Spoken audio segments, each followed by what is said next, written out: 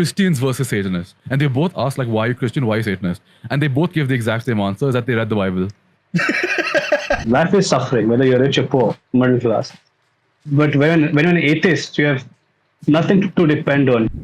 Religion and religious leaders are two different things. They're like influencers. They're like social media influencers, almost just getting clout to love their neighbor too seriously or what.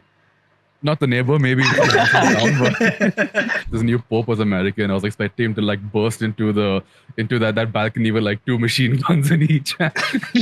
Like the bald eagles will start flying. I thought it'd be really fun. I bought this book. I don't know if I can read it, the Bhagavad Gita. So I don't know. Hold the book up. Hold it up. Sagar for thumbnail, right? I am a hippie, so I'll just. I'm thinking that, I wish polygamy was a scene in Hinduism. I wish polygamy was allowed in Hinduism. Sagar, does your girlfriend watch these episodes? Like, if she listens, do you think she'll fucking skin you or something? I hope this like influences her and changes her mind, and she allows it. That poor girl, dude. That poor lady, dude.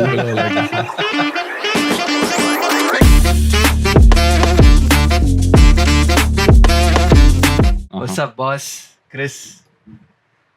Finally, we have Chris, dude. Crazy. Yep. Crazy. Yeah. So, Neville, you take this one. Okay, sure, man. I mean, guys, welcome to the show. This is a Not Gonna Lie episode 4 with Chris Fernandes, right? That's how it's pronounced? Correct, right. Yeah. So Chris and Sagar, I think you guys were school buddies, you name it. 11th and 12th, yeah. 11th and 12th, yeah. So, I mean, I've met Chris as well in when I last visited Goa. Sagar introduced us. Generally nice guy. We thought I brought him over to bring him over because, so we thought we could have an interesting conversation because, like I am, I've got some Christian roots, and although I'm an atheist, and Sagar also, I don't know what the hell Sagar is, and Chris, he's a true non-sinful, like a true child of God. So we thought maybe we could just talk and also share some stories and anecdotes. And also at the same time, to our female audience, this young fella in front of you, Chris, is single. Yep. So we could probably we'll set up some thirst traps. we can put his socials up. Like I remember when Chris filled the form, also he had put his social media handle, and it was some deadly name like Chris Imperator or something like that. Yeah, what is Imperator, Chris? Do you know what it means? No. I know it's a certain position in the Roman Empire, right? An Imperator, right? Yeah. Yeah. But why don't you tell us about it? I don't know. I just like the name. It means emperor. It sounds cool. Yeah, I know. It just sounds cool. When I saw the name, I thought it was pretty fun. It was a pretty deadly sounding name. Crazy. Sounds like something out of Assassin's Creed, Yeah, I know. It sounds pretty cool. So yeah, I mean, one thing which I wanted to get Chris's opinion on. I mean, we recently got to know about the new Pope. Leo the 14th, right? Leo the 14th, correct. Yeah. I wanted to ask your opinion on it. Like, he's the first American Pope, and I don't know how popes are elected, how they're nominated, etc. What's your take on it? Like, how does this go on? So basically, all the cardinals come together and they go to a room, they pray, and then they have a voting in the same room. So when when they haven't made a decision, then the black smoke comes at the end of the day. Mm-hmm. So then they repeat the process until there's a white smoke. I see. So that smoke is basically just a signal, like if they've come to a decision or not. Correct. When I heard that this new Pope was American, I was expecting him to like burst into that balcony with like 2 machine guns in each hand. Like the bald eagles will start flying. I thought it'd be really fun. That's the most American thing. Yeah. I mean, I remember a couple of weeks ago, like when the news just broke that the previous Pope had passed away. Like some of the journalists in the news, they were asking stupid questions. Like someone was interviewing Donald Trump, and they asked like, like, what's your opinion on this? And Trump was like, I'll be the next pope. And then lo and behold, a couple of weeks later, we got like an American pope. So that kind of stuck in my mind. Oh my god. Yeah. So yeah, so basically, the word Leo means lion, fierce, courageous. Hmm. So my take on the new pope is he's moderate actually, like neither liberal nor conservative, like in the middle. Yeah. I mean, especially if you're in a place with that kind of influence, you need to be somewhere centrally aligned because it's so easy to divide what's it called the community behind you. Because consider that the Catholic Church, if I remember correctly, is the biggest religious uh, movement or whatever in the entire world, right? So I know in some certain places they're extremely conservative, whereas I've seen some Catholics who are relatively liberal. So he needs to be able to address both groups in a way which won't offend the other. Because at the end of the day, people look up to him as the Pope. People see comfort in him. They help him with prayers, and I also don't know what else the Pope does. Forgive me. So Before we go into all this, we need an introduction from Chris. Like, who is Chris? What do you do? Etc. Just for our audience, a few sentences. So my name is Chris Fernandes. I'm from Goa, India. Born and brought up in Goa. Born in Panjim, actually, the heart of Goa, and I did science along with Sagar, my buddy. Then I went into engineering. I dropped out of engineering and followed my passion into commerce and accounting. And now I'm an accountant by profession. I work for a Pillar Press. Basically, we print magazines. I see. I remember that. And I handle the accounting section, the entire accounting section. Right. Like I remember. To those who are watching, right, whenever we select someone to come on the show, we provide them a sheet, to fill up a little bit of information for them so they can research. And I got some banger answers from Chris. Like one of the questions was like, tell us a bit about yourself, and he's like, born in Goa, studied in Goa, got his first job in Goa. Like that's it. He's a true Goan, Chris Fernandes. I mean, you go anywhere outside Goa and tell your name, they'll be like, are you from Goa? You don't have to say anything else. Right. It's like Albert Pinto, it's like that name which exactly. I mean, like when people like they hear my name, like my name Neville James, okay, like they'll just assume this guy might be Christian or he might be like an Anglo or something like that. But if you hear Chris Fernandes, he's from fucking Goa. Definitely. Like, Chris and I used to write songs together. You did? Yeah. We used to sit in the classroom, okay, and we used to just like write like love songs and stuff. Oh, okay. Yeah. Okay. Chris, do you remember any of them? I do. I remember one song called "The Abyss of Death." I don't know if you recollect that. It sounds intense. Metal. Yeah, sounds really metal, dude. Yeah. Sounds intense. I don't remember it though. But the fact that you remember the name of the song is very impressive. That girl who was with us. Yeah. Mascarenas. Yeah. So I think she was there along with us too. She recorded us singing it. I remember that, but I don't remember the song, dude. I'm glad you remember the name. Now it's like coming back slowly. Chris was in a band as well. I think it's a choir band, right? Or it was a regular band. No, it was basically for annual day, 11th standard. We played the Coldplay. I was on the keyboard. Okay. How come I don't remember this? Sagar, you don't remember what you had for breakfast this morning? Yeah. I actually don't. Your brain is completely cooked.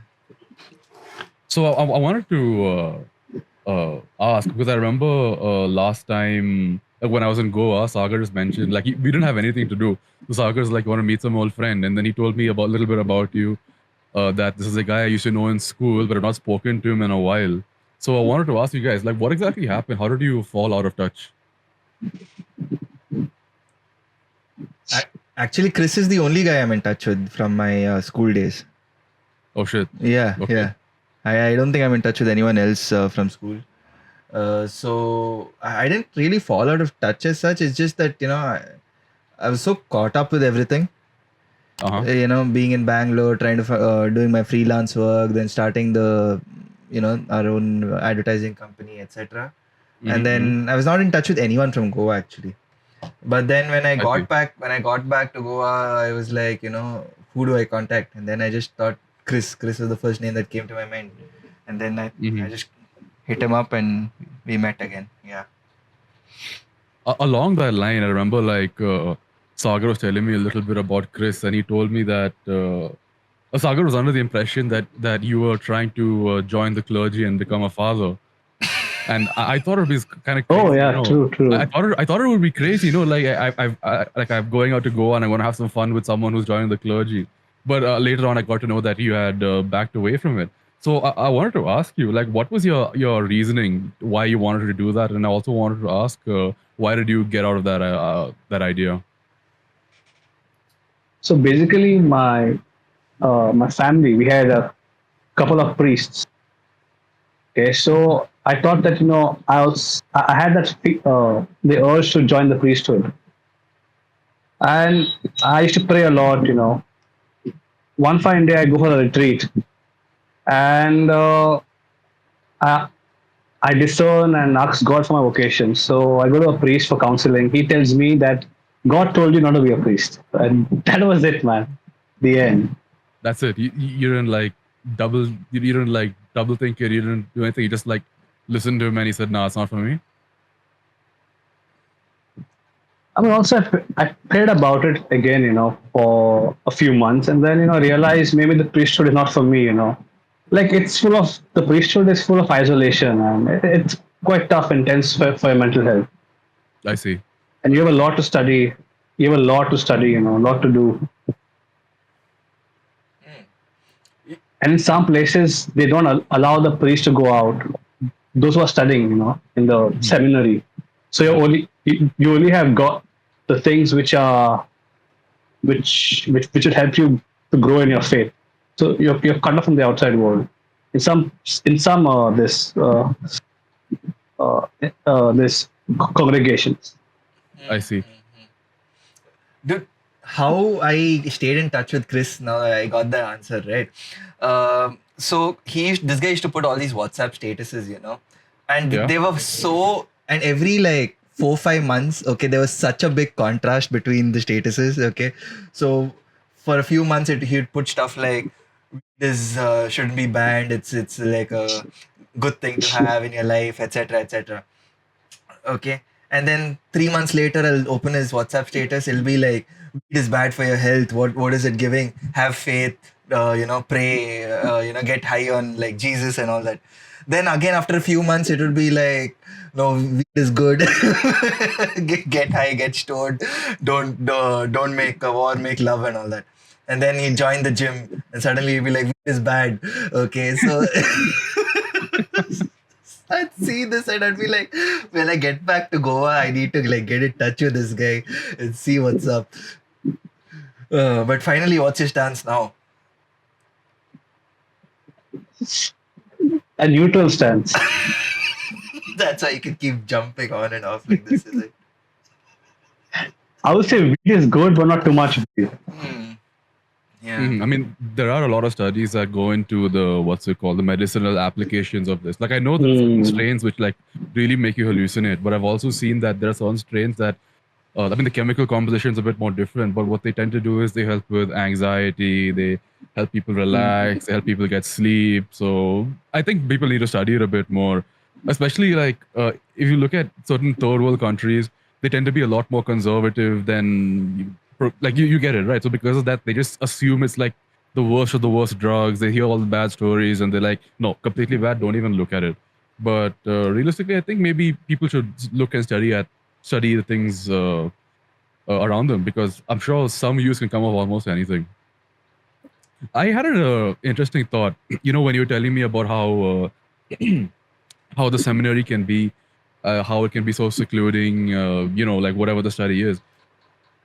So, so although I'm an atheist, I actually do listen to a lot of media from different and there is one priest who's a Catholic priest who's very big on YouTube, and I listen to him a lot. and his name is Father Mike Schmitz. Father Mike Schmitz, yeah. Yeah, and I listen to him a lot, and the way he describes himself and he describes his experiences, right? Like he just looks like an average. Like obviously he has his duties as a priest or a father. I don't know the difference, but he also like does usual stuff. Like he goes here or there. He celebrates time with family. He has drinks with friends. So, I got me thinking. Like, are you saying that that there are different cultures and different seminaries, or is there some sort of divide? Like, why is it like this? Like, why is it so strict for you, but he has a lot of liberal stories to mention? Oh, I would say America is a liberal country. Europe is a liberal country. In India, it's conservative. So a priest, right? It's quite tough on them if they do this stuff, like go out for a drink, maybe perhaps, or join the gym. Like if a priest, I mean, in the US, they do join the gym, but in Goa, India, if they join the gym, then like people talk and they are ridiculed, and more mental strain. Yeah. But like, see, you both are like, even though you both have Christian backgrounds, this guy is completely atheist, and you're not. At what age did you guys feel like, okay, I'm set in this way? When did you realize that you are atheist, okay, and your atheist path is the scene for you? And when did you realize that you're going to Christianity is your faith, and you're going to follow it 100%? What age? When did this happen? Whoever wants to go first can go first. Let Chris go first. Yeah. I want to hear what he has to say. So mine happened when I was 21. Like before 21, I was a carefree guy. Like I was pretty much atheist. I used to pray, but I should not know why I used to pray. I used to skip like prayer meetings. Sometimes skip mass as well. But then I had a phase where I went into depression for quite some time, and I was on the switch at that time. I would say that's a time where I met God, through friends. So, like at one point, I wanted to end my life because nothing was going well in my life. I was failing my studies, drinking, smoking, and just had a bad career back then. So I would say I met a couple of friends and they brought me to a community called Singles for Christ. So it's a bunch of Christian group where we pray together. We tell our weaknesses and we work on each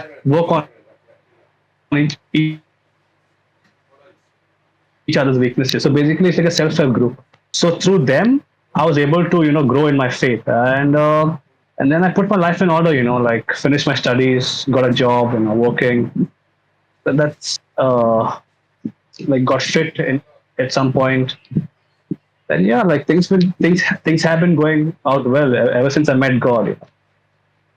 I see. So from what I can see, you had a low in your life, and then in that low, you rediscovered your faith. I don't know what the right way to say it is, but you rediscovered your faith, and that helped you get back on track. And since then, because you've gotten back on track, you are you believe in it now. You're pretty strongly behind it, and this is the way you're going to see yourself going forward, right? Right.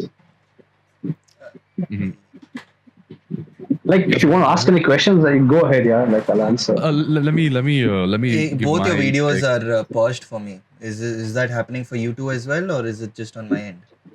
It's fine by me. Chris, can you say something? I can't see you move at all. Sagar, I like your red t-shirt jacket. Most random. Okay. Did he before this say that ask questions about this? He said if I have any questions, we can ask him. Yeah. I have one question. Wait, before that, Okay. what about my? You calm down, bro. Wait. Of course, you're the host. You'll get to speak. Oh, okay, fine. Yeah. Go ahead. When Yeah. a lot of people say they met God, even I sometimes joke and say that, met Jesus, met Krishna, met like a lot of people. I'll simply say, but what do you mean by that? What do you mean by when you met God? Because of course it's a very big life-altering experience. You were saying you had depression, you had you're feeling suicidal and all that. So of course it must have been a very intense experience to suddenly when your life, changed like that. So what do you mean when you met God? Can you describe? Is it okay like for you to like share that experience with us? Uh,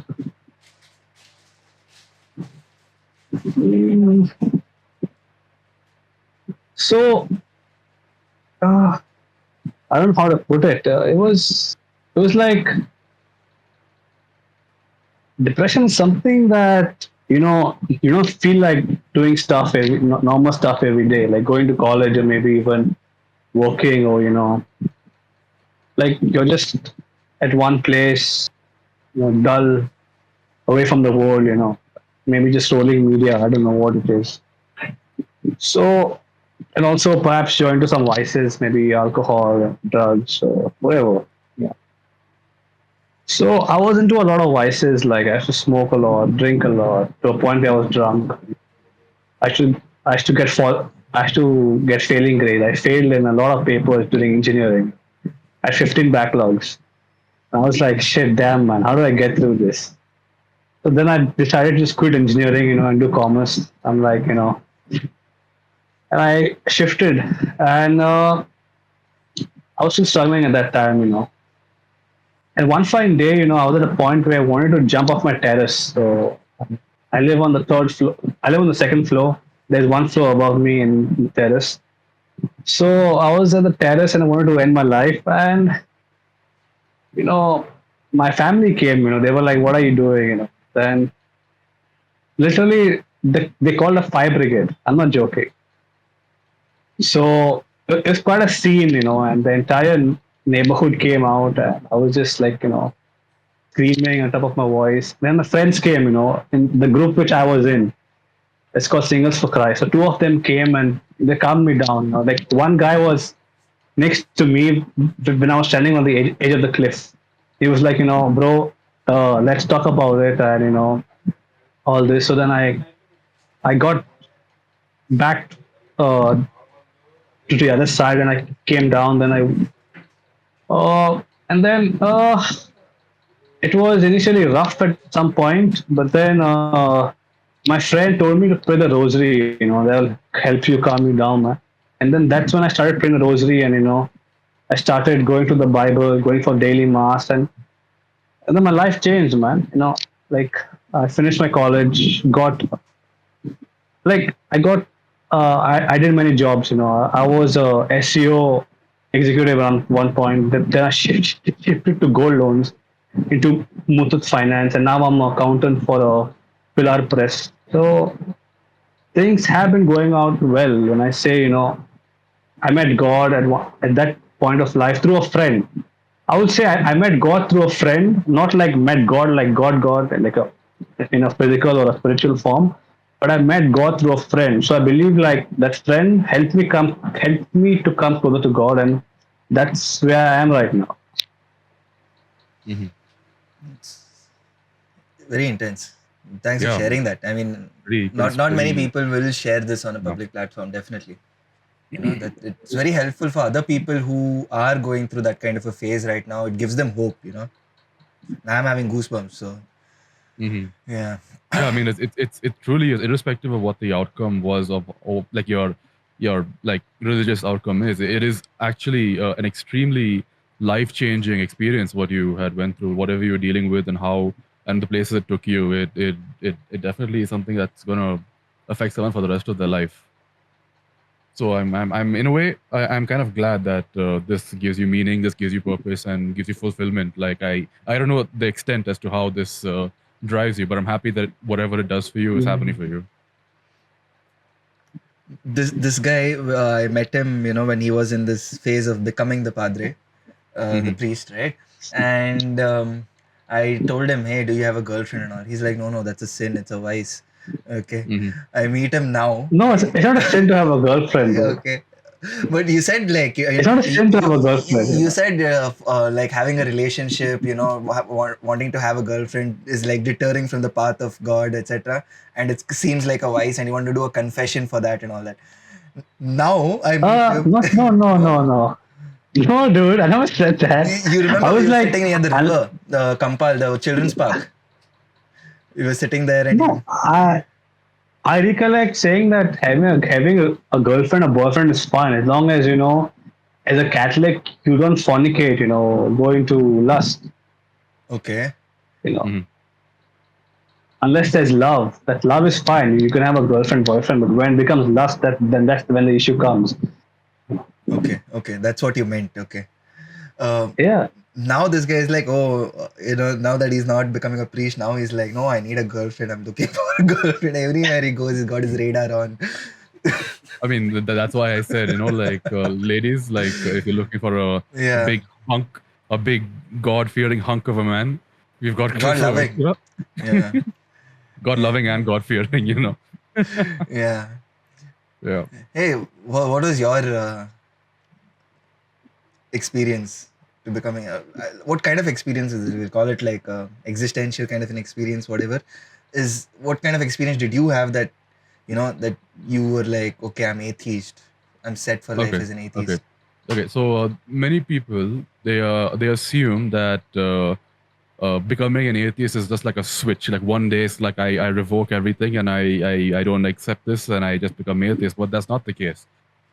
Uh, most people who become atheists, who become atheists by choice, like they're not born into that, but they become atheists by choice. They go over a lot of life experiences, and it's always that I like to imagine faith is like being a big block, and a lot of experiences are small little incidents that chip away at that block, which make you start questioning things.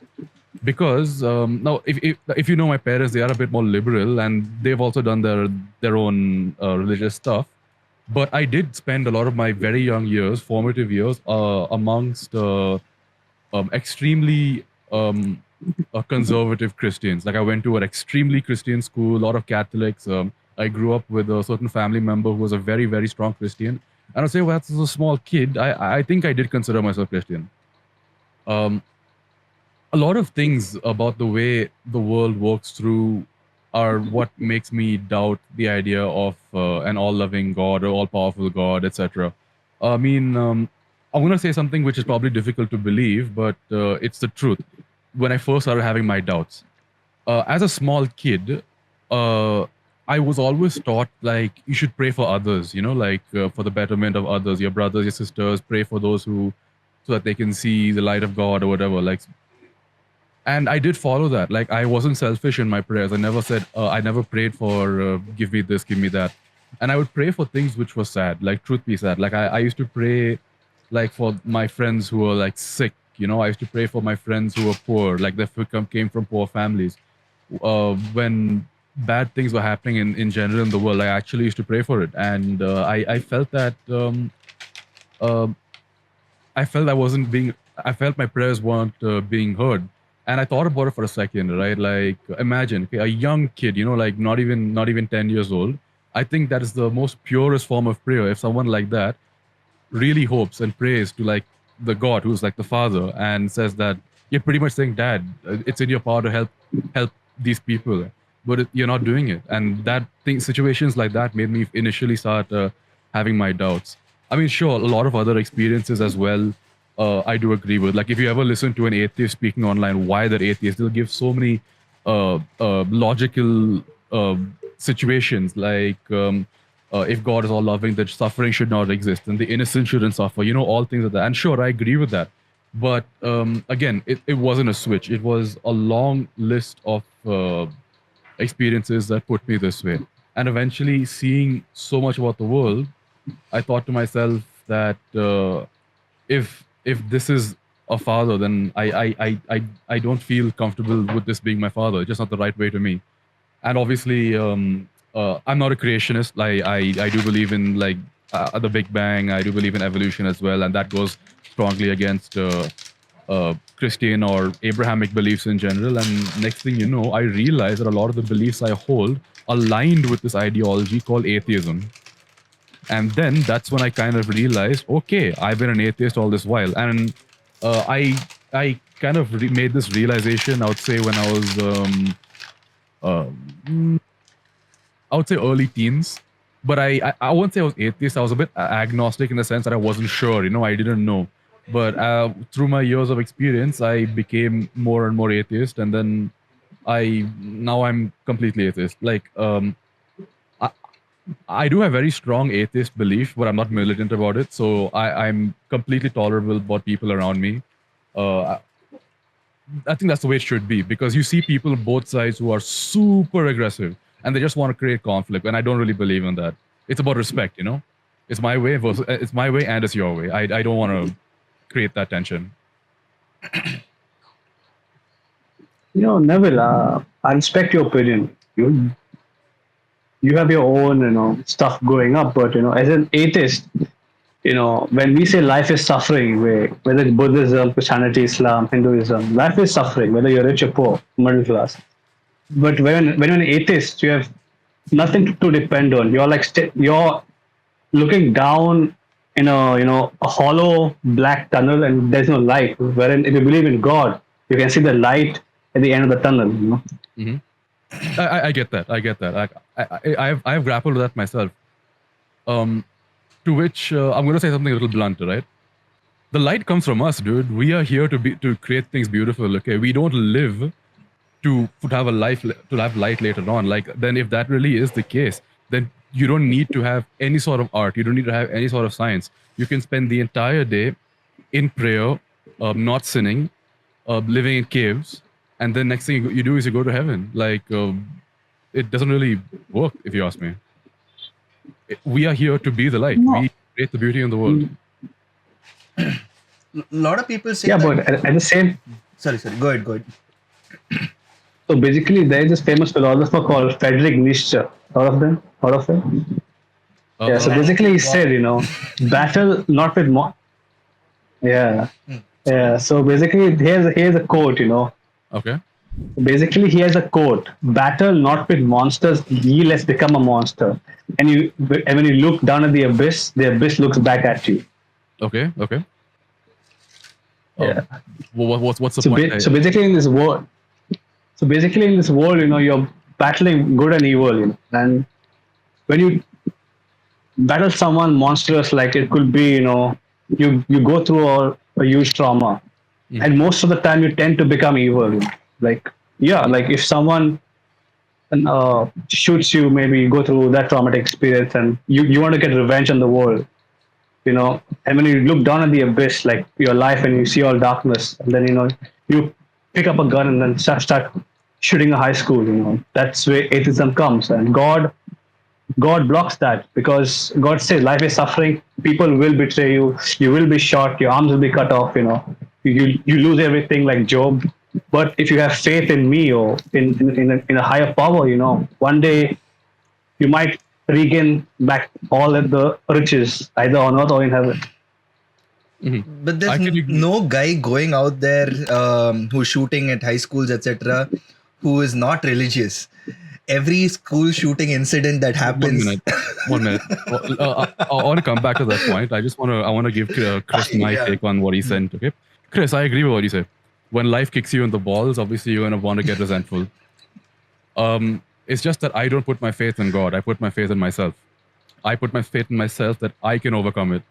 I can still do what the right thing is. I can put my faith that although I suffered, I don't need to put the suffer on someone else. Sure. I mean, like the way I see it, like what you said is like God is the guiding hand to keep you from evil.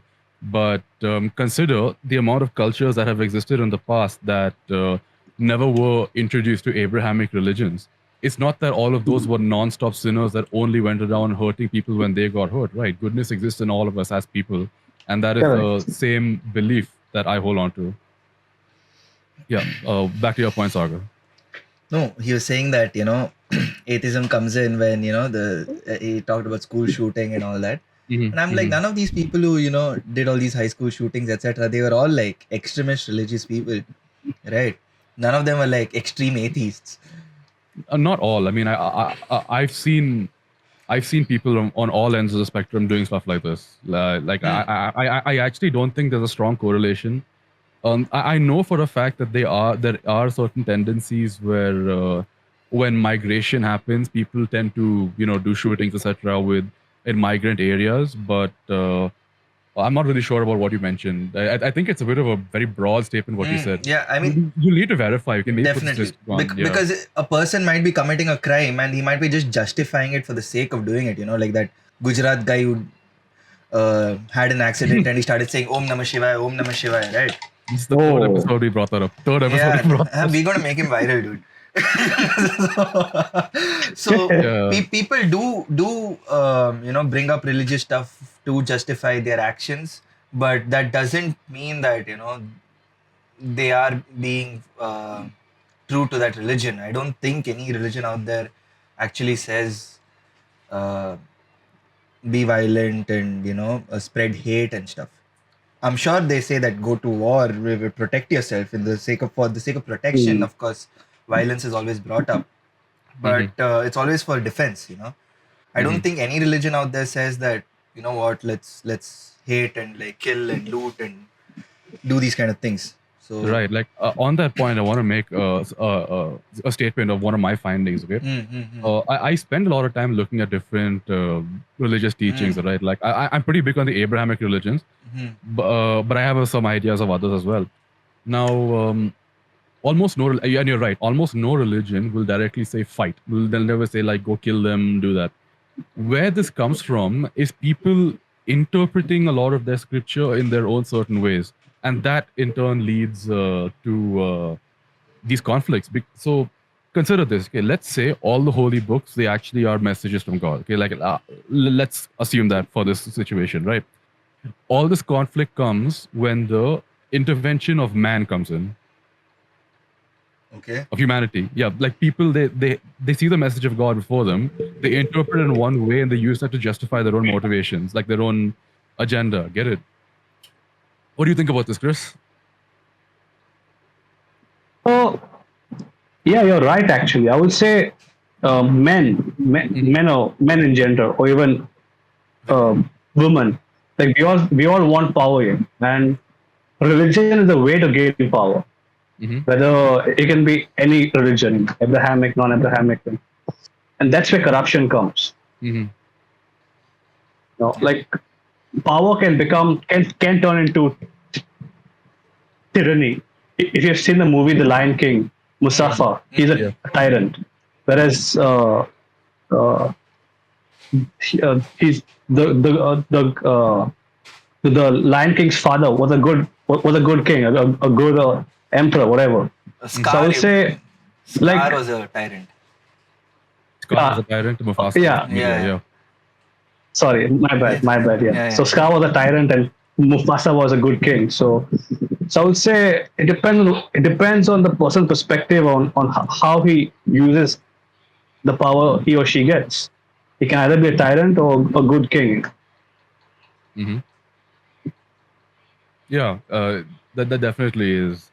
I definitely can see that, especially today. I'm not going to name anyone. I'm not going to point fingers, but if you look at certain pastors in the US, you can see how they're using religion for their own, it's so selfish. I remember there's one very famous one, like he's literally a millionaire and he's purchased a private jet and he purchased a private jet with donations, like in his congregation or whatever congregation, whatever. And when a journalist asked him why, he said he flies private to avoid all the demons who fly public transport, like public planes. Oh, That's such a strange statement. And this guy, he's one of the most, he's big. I mean, he has such a huge following behind him. So you can see the tyranny. And if what's it called? If people know who I'm talking about and you check out his name, right, he actually looks like a demon, He's so ugly. He looks ancient and he looks evil. And even when he smiles, right, he's got the most disingenuous and the most malicious smile ever. I just look at him and I'm like, something's not right with this guy. I'll beep his name. What's his name? I'm bad with names, but like in post I'll send you his details Okay, so you understand. sure. Yeah. Crazy. so basically, like Christianity, like I would say that's Protestantism. Like they have their own Bibles. Christianity has many groups. There's Orthodox, there's Roman Catholicism, then there's Eastern Protestantism. Orthodox is another one. Yeah. Yeah. Yeah, Many. the what's it called? Then There's Ethiopians as well, Ethiopian Bible, yeah. and if you Then consider the the Baptists. Mormons, the Baptists, Yeah. Latter Day Saints, so many divisions. Seventh Yeah, Day So Adventist. basically, yeah, the guy who you mentioned, he follows the. It's called some other Bible, you know. I forgot the name.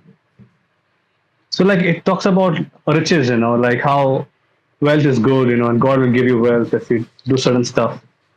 So like every Christian sect has a different Bible, you know. hmm But here's the thing, right? Religion and religious leaders are two different things. yeah, You know, of they're course, like influencers. Most of the religious yeah, leaders, at least, you know, they're like social media influencers, almost just getting clout. You know, of but course, yeah, a person who's seeking the truth, at least on the pursuit of truth, he won't be influenced in a way by people just saying stuff. He will actually seek the truth. He'll try to go to the source, use his logic, reason, faith, etc., to actually determine the truth and re-examine everything that they think they know, and be like, okay, this is not it. This is not it. This is not it. And finally, oh wow, this is much better than what I had before. But maybe there's more to discover as well, because he's yeah, always seeking, you know. yeah, yeah, And those are the kind of people who can say that they're truly religious, you know, because the other ones usually are just trying to say that, oh, I want to be a part of a more powerful community. You know, it's a different kind of an intent, which is not really pure. But hmm unfortunately, the mass majority of the people, they get influenced by these kind of things quite easily, and they do not hmm really have the means, or yeah, usually the means to look further, you know, take a closer look at what somebody's saying, and determine whether what that person is saying is true or not. So yeah, those hmm kind of people do get dragged into these kind of things, and religion gets a bad name because of them, you know. Right, right. Like on that point, I mean, I consider myself one of those, although I'm not religious at all, not spiritual at all. I mean, uh, like I've got like my Bible, I've got a Quran, and I'm actually sometimes I even look at like certain Jewish, and obviously like every now and then I hear the inputs of others. Show it. But Show the Bible and the Quran here. here's my Bible over here. It's the New International, and this here, the Quran, was a gift from one of my colleagues. It's a lovely thing. I really like it. So anyway, ornate. The design is so yeah, nice. it's genuinely a very beautiful looking book. So so what I did is I kept a very open mind and I wanted to go in unbiased. Okay, I didn't have any negative bias towards it, but at the same time, I didn't want anyone else's opinions affecting my interpretation of the books. And I've not read them front to back, but I do go through every now and then, and I build my own opinions on it. Uh, and if you ask me, that kind of cemented my existing beliefs. Like I remember seeing this debate once. Okay, like it's atheists versus Satanists, and they were both asked the question like, "Why are you atheist? Why are you Satanist?" And they it's Christians versus Satanists, or yeah, Christian versus Satanist, and they both asked like, "Why are you Christian? Why are you Satanist?" And they both gave the exact same answer: is that they read the Bible. So it shows that like the interpretation is really important. And in my mind, I've wondered like I thought I tried to break it down. I tried to wonder why that's the case. I when I looked at the folk who were the Christian, I realized that their interpretation of the Bible came from their religious teachers, from their whoever introduced them to religion, etc. Whereas a lot of these the Satanists, quote unquote Satanists, uh, uh, when they got rid of that human bias, that's what led them to their belief.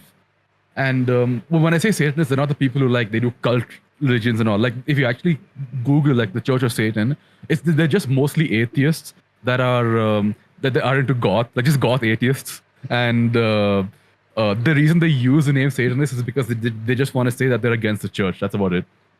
If you actually see the Bible of Satan, it's pretty much just like healthy living, like love each other, be friends, don't harm others. Like it's pretty much that. They just have a really extreme name. Really? Because I read the Satanic Bible and it was quite intense, dude. What are you saying?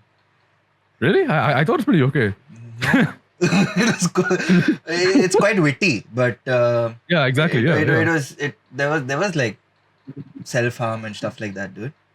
I mean, it addresses it, but it's not. Yeah. It doesn't tell you to do crazy shit. Kind of does.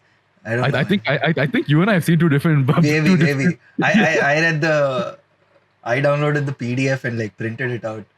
This was when I was in like 11th or 12th, I guess. I don't know. Okay, I mean, I actually am friends with someone who is kind of Satanist, but he's kind of a boomer, right? Yeah. So he's like, bro, like you don't need to ask me questions. Like the book is there. He sent me a link. He's like, read it. So that's what I saw. I think you and I have read two different versions. Okay. Maybe. Sure. But have you come across Satanism? Because you're so into it. So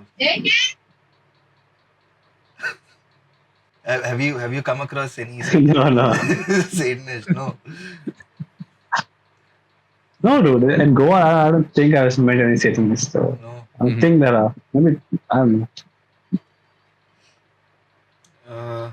Crazy. I would say it's based on one's perspective to life, how he or she grows up. Like there could be incidents that transforms the person into who he or she is. So it is what it is at the end of the day. Like maybe I'm a moderate Christian, and someday person from the other faith say something about my faith and ridicules me, and then from that day onward I become a staunch Catholic, or vice versa. Okay. This is very interesting because I have met. So you can't. Sorry. Continue. I thought you stopped. No. So basically, you can't pinpoint why the person, or like why we are the way we are, because the experiences makes us who we are. Like they shape our future.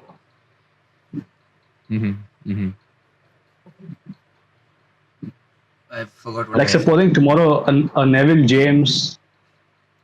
Let's say tomorrow a Neville maybe meets a nice Catholic lady, and she transforms him into a good Catholic man, and he becomes a devout Catholic. So I would say it depends upon your experience or what's happened to you over time. Yeah. I mean, that exact same thing has happened in my family. I mean, I have a okay. I won't give the details, but there is a family member of mine who had a Hindu background, and he loved a Catholic woman, and they wanted to get married, and she showed him, the Catholic stuff, and it jived with him, and he agreed with it.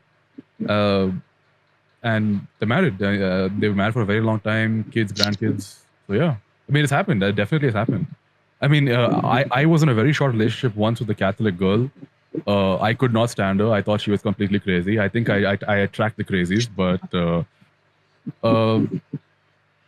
I'm at the stance that I can tolerate someone, having a different religion. I'm not saying a relationship, but I can tolerate almost any religion. It's just that I don't see. I will not force my ideas on you. Like I won't say that you're wrong. I'll never tell you and take you away from what you believe is right. And I expect the same respect. At the same time, I don't want you to keep coming to me and saying you're living life wrong, or you're going to burn, or you're going to suffer, or you'll be reincarnated as this, or whatever the thing is. Like it's live and let live. And I also keep an open mind. Okay, if someone does say that, like, if someone who I respect says like, hey, do you want to hear about my beliefs? I keep an open mind because I want.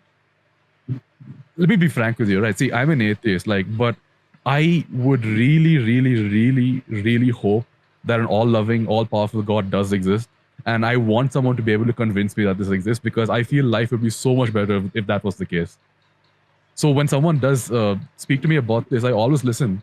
I keep an open mind. I'm like, try it. Let me hear it. If it makes sense, if it works, great. But to everyone who's spoken to me about it, it just hasn't worked for me.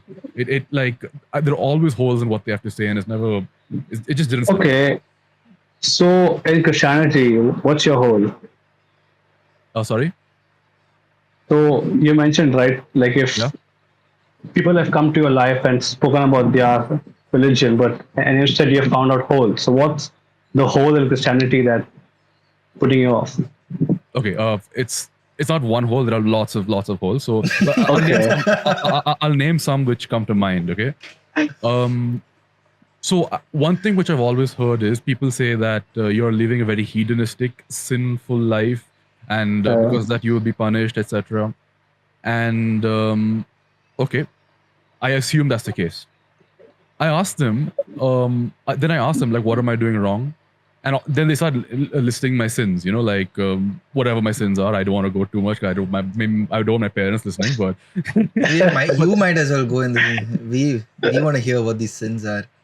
I mean, whatever you can name it except murder, I think I've done it. So Love thy neighbor too. You took love thy neighbor too seriously over. Not the neighbor, maybe. Okay, but back to the point I'm making. Okay, so I'm like, okay, fine. Maybe my sins are going to take me to hell, and maybe I will suffer. I asked them, what do I do now? They say that believe in, like accept the Lord Jesus is your savior. He's whatever, and they said that you need to confess your sins, etc.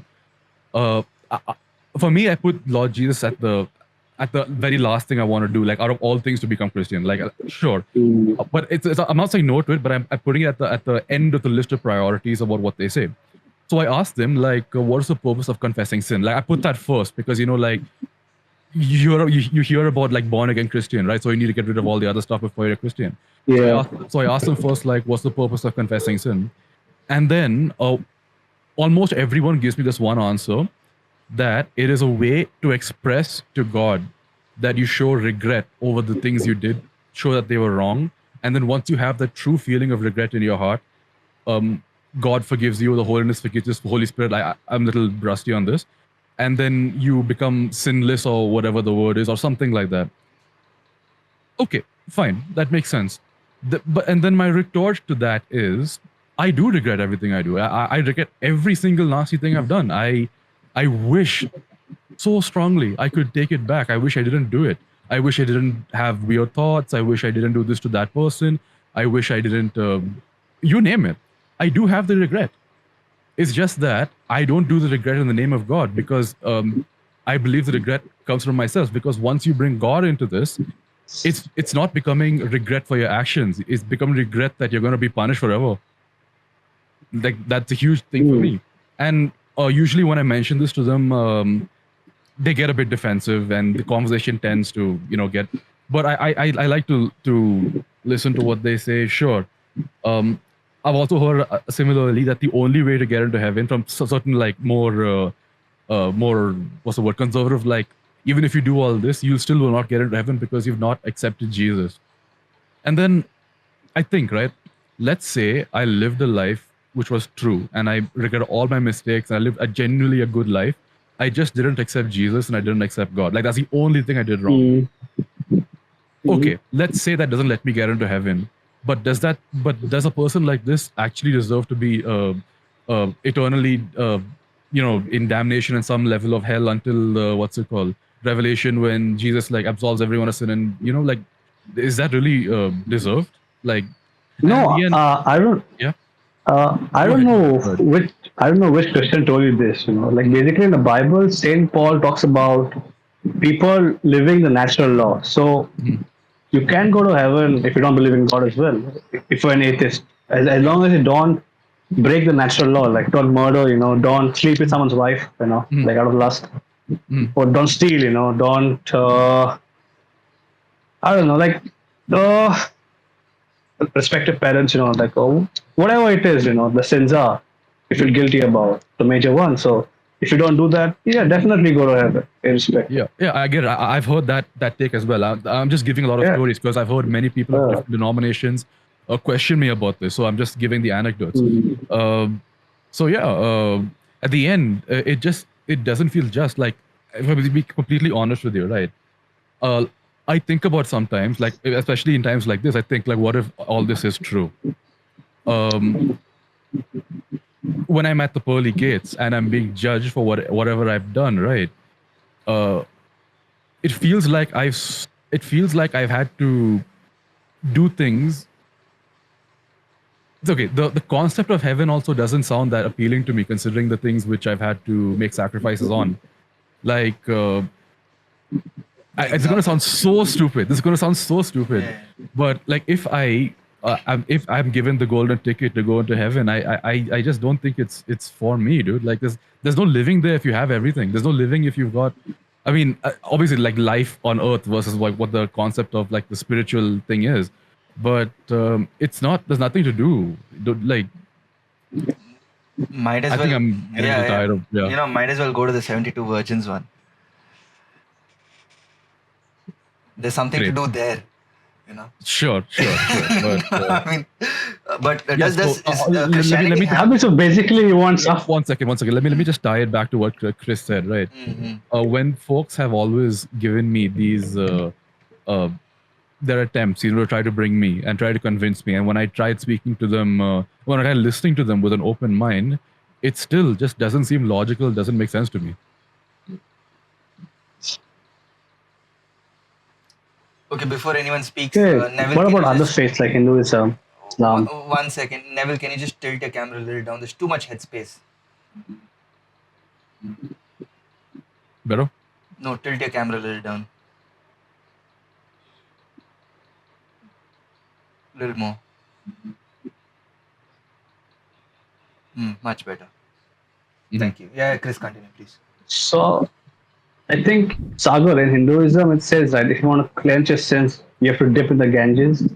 So here's the scene, right?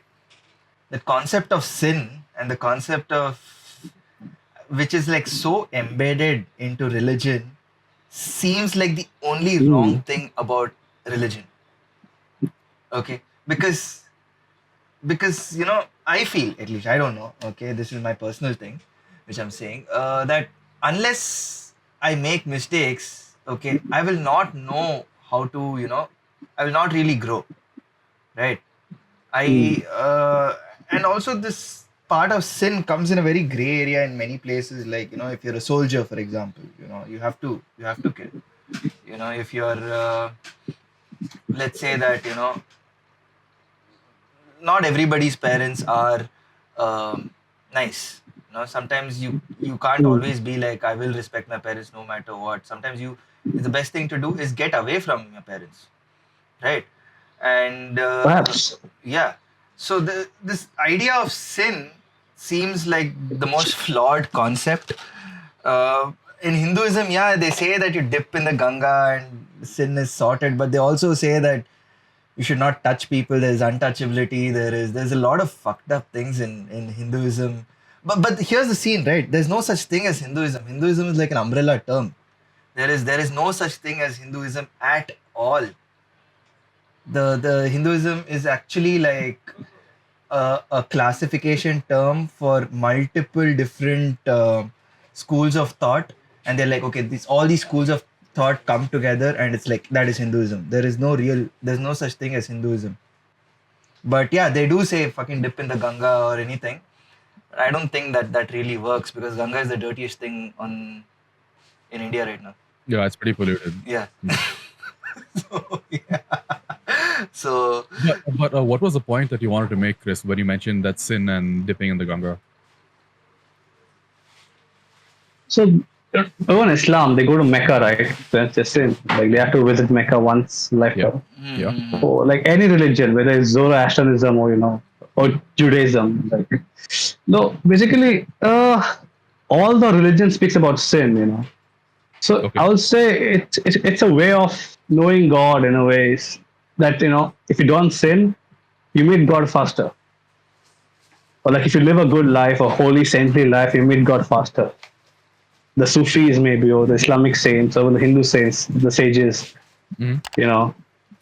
like they are away from the world and purely on spirituality, and maybe they meet God faster. I'm not saying it. Like, that's one way of putting it. Neville, what do you think happens after And death? also you. Sorry. One second. Yeah, is it lagging? The second thing is Sorry. if you. I The think second that's thing is really if you well. don't sin, right? Yeah. Sorry, Chris. Sorry. Sagar, you and I So shut up. basically, if you Go don't, ahead.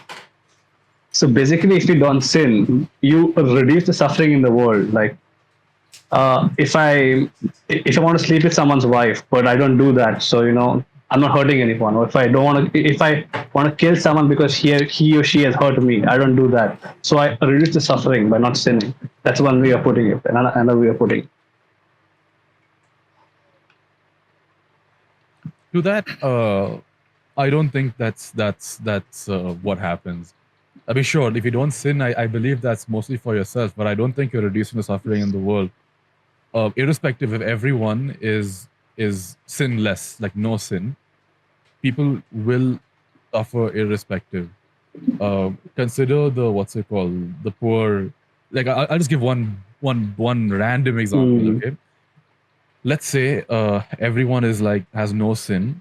Okay, what about a kid who's born with a, let's say, Harlequin syndrome, the one where their skin tears with almost any movement. That baby has not sinned at all. The parents are just wondering why their baby is born like this, and the kid for 60 years is just suffering without end. Suffering will always exist, irrespective of whether people sin or not. So that's my take on it. Yeah. Neville, since you're atheist. But not all cases you find a baby like having that. Yeah. Yes, Sagar, tell.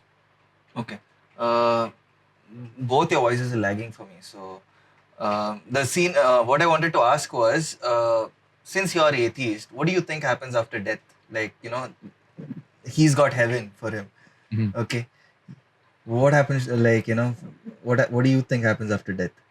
Yeah, so I have a really, really, really nihilistic view on this. I don't believe anything happens after that. I think that's just the end. So what do you feel about it? Do you feel like an existential angst kind of a thing? I think when I first came to that conclusion, I did feel a little angst, but the more I sat on it, I think I just made my peace with it. The only angst that I have now is that I want to ensure that when the day comes that I'm going to die, by then I just hope that no one relies on me, and I hope that like whatever I set out to do in life, I've completed it. That's all I do. And when it's time for me to go on to whatever it is, I want to go peacefully. That's it. So Sagar, what is your take on it? I don't know, dude. Hindus believe in rebirth, so I'm just gonna keep coming back. I'm not really Hindu, so I don't know. But like, if you actually see, I feel like I don't know. I feel like Islam's got a pretty cool version of heaven, especially with like 72 virgins and why like everything is. It feels like it's like a place for indulgence. It feels really great. Jannat. Christian heaven also seems quite sorted. I know I'm speaking of these kind of heavens as like vacation destinations, but so I feel even Buddhism or Hinduism and all these offshoots, etc., Jainism and all that, they have pretty. I think all religions have a pretty cool version of what heaven is. But in terms of hell, I feel like Hinduism got some really dark versions of hell, dude. I don't know about like they have like an entire religious text which is called Garuda Purana, I think. Okay, I'm not sure what the name of the book. I think this is the book, and it's like such a fat book, and there's in detail you've got like, if you do this sin, you'll be boiled in oil. If you do this sin, this will happen. If you do this sin, this will happen, right? And oh, dude, yeah, what? It's there even in Hinduism. It's there even in Hinduism, because we were read the this in Christianity as well. In hell, like certain demons, torture you. Yeah. We are I mean, the this OG is- religion, this- dude. What are you saying? This We've the got same all. concept that Sagar just described. It's also crept into Buddhism. What's it called? I saw some Buddhists describing their afterlife, like suffering, etc., and I've heard the exact same thing. Certain sins, like the description is so vivid. Okay, it's like one day in that hell is like only equal to like the time it takes from like a leaf to fall from the tree. And if you do certain crime, what happens is there are 4 demons with like pitchforks, and you'll be boiling in oil, and every time you try to escape, they'll just poke you and you'll go back into the oil. Like I've heard some extremely detailed descriptions of Buddhist hell, like in that stuff. But Chris, what were you trying to say? Like different things about like demons or different punishments. So basically, what Sagar mentioned, and you mentioned Buddhism, Hinduism, that they've spoken about demons, punishing you for your sins. That's even there in Christianity in hell. Mhm. So I've read a book, an article where, certain demons torture you for certain sins you have done. Like if you have broken people with your mouth, they like cut your tongue and, it goes over and over again. Or if you have seen someone in a negative way, they poke your eyeballs out and they put it again. Like, I read about it. One of the most intense hells I've come across is the Greek hell, dude. They've got Hades. they've got Hades, but there's Yeah. also Tartarus. It's Yeah, for like the yeah, more I fucked know. up guys. Yeah, Right, yeah, and there's this. yeah. I wanted. It's funny that we brought up hell like this because I was just reading up about this a philosopher called Albert Camus, and the spelling is Camus. I don't know how you pronounce it. So he has this quote. He's a philosopher who came up with this Philosophy called absurdity. Okay, and he says there is a guy called Sisyphus in the Greek mythology. Okay, Yeah. and he's punished with rolling a boulder to the top of a hill. Yeah. Okay, Yeah. and that boulder will never reach the top of the hill. It rolls back down, and he's punished for eternity to just keep doing that. Mhm. And in his work, he says that we must all imagine that Sisyphus has a smile on his face when he's pushing that boulder up the hill, right? And you also hear that a lot of people say that in hell I'll be in good company, Okay. So all the interesting people seem to be going to hell, right? It just makes me think that, do you think that, if there is a Satan, if there is a Satan, that he flipped everything around and he's like, all the bad things became the good things and the good things became the bad things, and hell is actually heaven and heaven is actually hell? I would say that's the modern world, what we're currently living in. No, I'm just fucking around, but I don't know. just wondering, like, imagine if there was a Satan, like how easy it is for like an all-powerful being to just like change all the stuff written in the books and be like, let's fuck around with the humans and make them follow all the wrong shit. I mean, That's what's going on, right? I mean, sure, but then again, like assuming that, like as per the scriptures, from what I've understood, Satan is in no way all powerful. Like the reason why he's not taken over the entire world is because the holy power in all of us, and like the people who compel him with the Holy Spirit, keeps him at bay, right?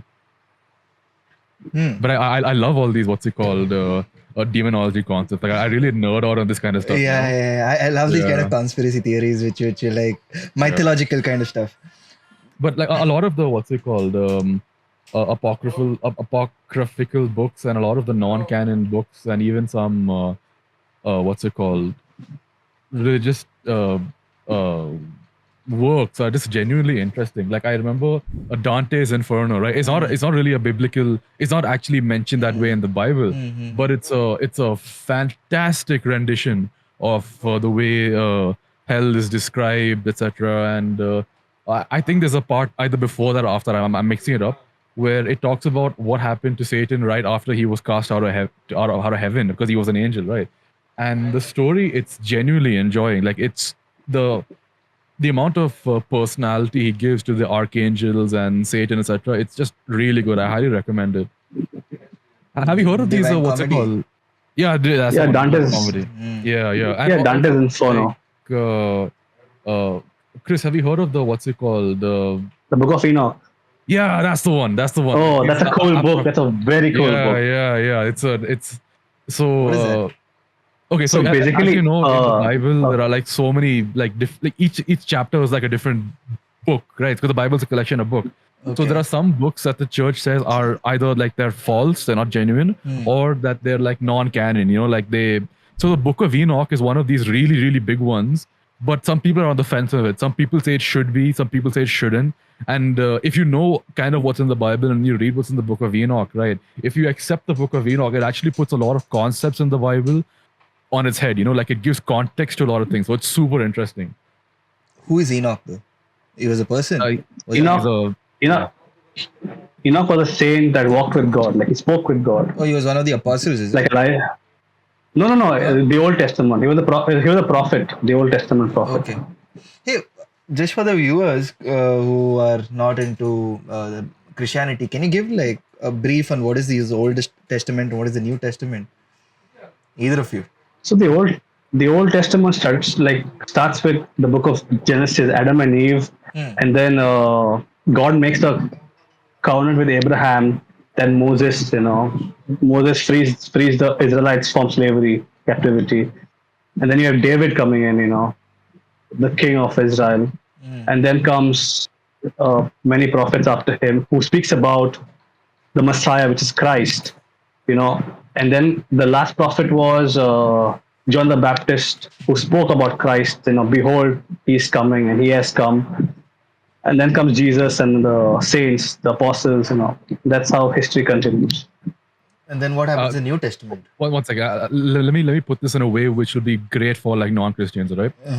So the Old Testament are all the books, the holy books that speak of events before Christ. It explains how the world came into be, how the different languages, all the Old Testament biblical stories. The New Testament is what happens for Christ's life and afterwards. So a lot of the New Testament segments are written by his followers, and they speak about Christ's life. Okay. So the Jews, their holy books is pretty much the Old Testament because they did not accept Jesus as another prophet, right? Whereas like that splintered off, and then the people who followed Jesus, they got the New Testament, and they became the Christians, and then yeah, that's pretty much like really boiled down. But yeah, The thing is that we are in Goa, right? So when we are going in the road and behind a car, usually it'll be written stuff will be written like, my boss is a Jewish carpenter. Okay. yeah. And you're just like tripping on these kind of things. You get to experience a different vibe of Christianity when you're in Goa, dude. I mean, of course, if you go to Kerala and like many other places, you will. But in Goa, you've also got the Goa vibe attached to it, right? So it's like it's pretty nice here, actually. You've got all the ruins, you've got the St. Francis's Church. I go there very often, so I don't know. I think I would say that. Yeah, go ahead. Go ahead, sorry. The thing is, I got exposed like you've got like an extreme polar position, and you've got like yours, right, Christian and atheist. But in my case, it was like I got exposed to like almost every religion in these 27 years of my life, and like Buddhism, Jainism, and it's not like I met some random guy who was a part of each religion, right? I met like some top level guy in each one, be it like Jainism, Buddhism, Christianity, Islam, etc., Sufism, or anything. And again, then my actual religion is actually Lingayat, right? And that's the kind of offshoot that came out during the Bhakti movement, where they said that we don't want to read the Vedas and all that.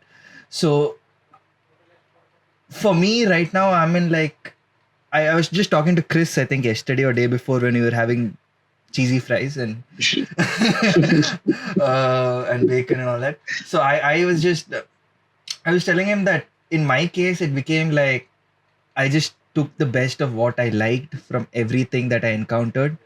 Okay, so if I liked something from from Jainism, if I like something from Islam, I was like, I like it. I took it. It was not really like that I'm religious as such, or say that I am a part of a particular religion, but I like a lot of parts about a lot of religions, and I like to just, I don't know, go to their places of worship and just hang out there sometimes. I've gone to like dargahs, I've gone to church. I go to church quite often actually. Temple also, that, but I like to do these kind of things alone. I don't like to go with people, or maybe a small group, like one or two people like that. I don't know why. It's not that I believe in the god or whatever. Even the Hindu gods, I don't really believe in them, but I don't know why I do that. There is something I don't know. I get a very nice. I get high.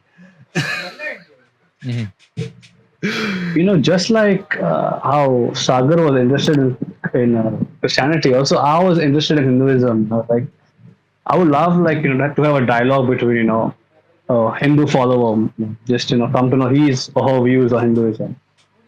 What do you want to know? Like your mom's a staunch follower, right, of Hinduism. Dude, she's like Brahmin. She's like the top Hindu sect you can find. Yeah. But so am I. I'm half Yeah. Brahmin like that. So I'm also on the top of the Oh, ladder there. So yeah, tell me, what do you want to know? so like what makes people want to follow Hinduism? Oh my God! So the scene is that every Hindu person will say that they are that's the first religion that came out, and I don't Okay. know. I don't think so, because but I think it's the first organized religion that might have come out there, because you got like evidence dating back like in BC, right, about Hinduism. I think, especially with the foreigners, okay, there is this element of mystery. There's this kind of this vibe. There's yoga and enlightenment and these kind of concepts that drive people closer to Hinduism, and they want to try it out. Okay, there is this nirvana and all these kind of things. It's very mystical, and it's kind of like an oriental kind of a thing, that brings people to try it out, I guess. Besides, you go anywhere, okay, you go anywhere to these religious leaders of Hinduism, none of them can agree with each other, not even one. There's no one thing out there saying that this is Hinduism, right? It's like if there are 100 Hindus, there's 100 different forms of Hinduism. And I think that's true with every religion, I guess, because if there are 1.3 billion people, it's 1.3 billion religions, because everybody's interpretation is different. But in Hinduism, it's very different. For example, like, there's the Vedas, okay, and then there's the Upanishads and all. There's a lot of books too. These guys have a lot of books, and after that phase of when the Vedas are done, there's this phase when they're the Vedantas, which are like, which you could say is like the essence of Vedas in a way, and it talks about uniting with the highest truth in the universe and all that. So I think these kind of concepts really make people wonder that let's try it out. It's almost very similar to people wanting to be Buddhists. But Hinduism's got all the other extra stuff, elements added to it, like mantras and yagnas and all these kind of fancy stuff that kind of brings people to it. It is kind of fun. Although all the people who are Hindus, at least people like me who've been in the Hindu tradition, kind of don't follow it. I don't like it. I can't stand rituals and traditional form of Hinduism, even though I like esoteric stuff, like tarot and runes and all that stuff. Even though I am very inclined to these kind of you can call it practices, I guess, but I don't really follow any of them very devoutly. Sometimes I am theist. When I go to like a temple, I am theist. I change the position according to my convenience, however I want. If I want to experience a certain thing, I feel like I don't want the belief system to control me. Rather, I choose like how I change my clothes. I kind of do change the belief system in based on, you know, what I want to experience at that given point of time. So when I do go to, you know, St. Francis Xavier's Church, the Bomb Jesus Church, I do feel like my belief system is quite Christian, even though I've read very little bit of the Bible. I do feel a kind of a feeling that a sense of peace and calmness, you know, that I don't really get anywhere. Or when I go to Dargah, I do feel, you know, I went with my friend once to the mosque and all that. He taught me how to, you know, recite the namaz and all. So I feel something. I don't know what it is, but I don't really seriously follow anything or believe in anything. It's I change it whenever I want. If I'm not wrong, I think this kind of a mindset where you're kind of like merging a lot of things and your stance changes. I believe this is referred to as a Gnosticism, like GNOS. Yeah. It's not agnostic. It's just Gnostic. Yeah. So I think this is a bit of a Gnostic type view. Yeah. So Gnosticism is basically where they say that, you know, that you learn something, you continuously refine yourself, and you get closer and closer to the truth. Whereas agnostic people say that you can never know the truth, you know. And I even am a bit agnostic like that as well. But the thing is, it's a personal journey for me. I don't really care. I'm more like, you know, journey, not the destination kind of a guy. That I like to wander like this. You know, I like to taste all the flavors in the ice cream in a way, you know. So I want to taste all the ice cream flavors. So Okay. That's the scene. That's why I don't think I can really answer all your questions about Hinduism, but you should try it out, dude. You come once. I'll take you to the temple when there's like a lot of bhajan and stuff happening. The food is quite good. The prasad that they give at the end is quite good. You might like it. Yeah, when I was a kid, we used to have this, you know, puja in the ground. Like we had a ground, and they used to have that. I don't know what you call it, you know, some puja. So they should give prasad, the shira. That's quite good. No, yeah, that is like just a it's little called, prasad. It's called, I think, Satya Narayan Puja. Oh, okay.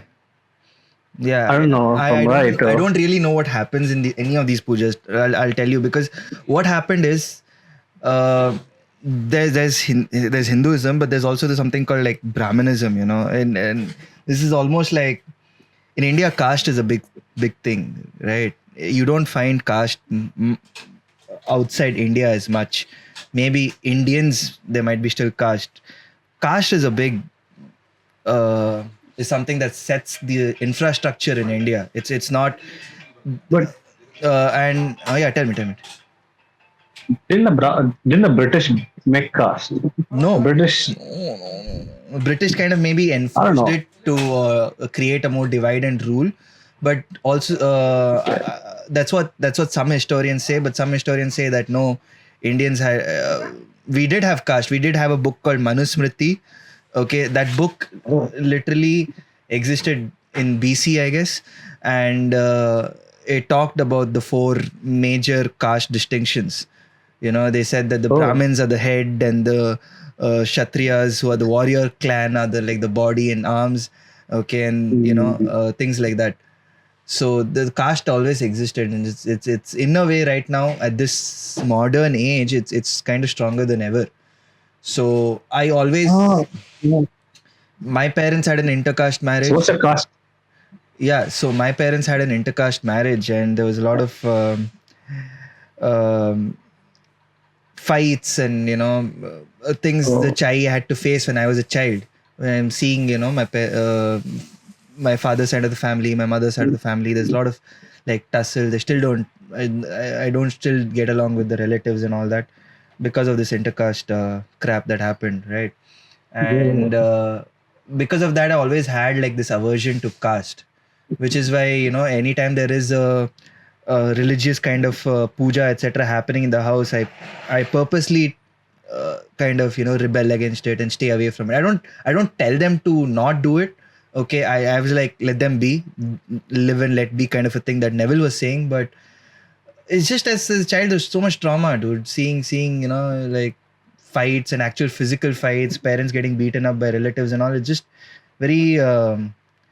It just give me a very bad aversion to caste. So I never bothered finding out anything about what my caste is or anything like that.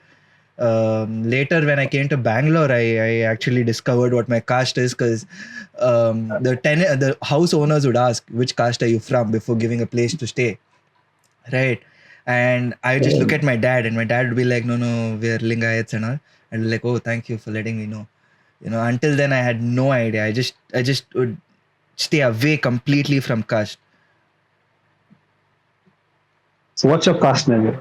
You also have one, I think. I don't see. I have no idea what my caste is. I have heard a lot of stories because, as you know, like I'm an Anglo-Indian, right? So when the Christians, when the British, etc., when they married the locals, they were like born again as Christians, so they let go of their caste. Yeah. And also the church wants to hide that history. But I've heard a lot of stories, but I'm under the impression that there is a little bit of Brahmin influence, but I have no idea how much, and I don't know if it's true. I have literally no idea to do. Unless I do some genealogy, which I don't even think that goes into caste. I have got no idea, man. Yeah. Anything you actually want to know about, like trivial, like trivia type information about Hinduism, best person to ask is a Brahmin who says that he's a Brahmin. I try to kind of hide the fact. No, because I've had a Brahmin colleague. Okay, she was a girl in my workplace, but she didn't know much about Hinduism, So I don't know. I mean, there are more progressive liberal people in every community. I mean, like in my school itself, there was a Brahmin guy who had a Brahmin family, but nothing was Brahmin about him. Like he ate beef with us, so like there's nothing about it. Like, oh my god. Oh, dude. Regarding beef, right? Basically, I went to this nice place called Papa Pedro's. Where is it? In Santa Cruz. So there was this Hindu couple, young couple, eating beef, bro. I'm like, I'm just thinking, these guys out there killing those who are eating beef, and these Hindus are just eating beef like casually. No, Hindus can eat beef. There's no such thing as Hindus can't eat beef. Brahmins, most of the Brahmins don't eat beef. Kerala, you go to Kerala and the Brahmins there eat beef.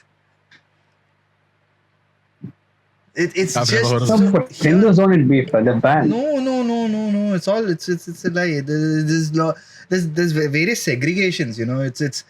It's just like some kind of politicized movement which started out somewhere. I don't know when it exactly started out.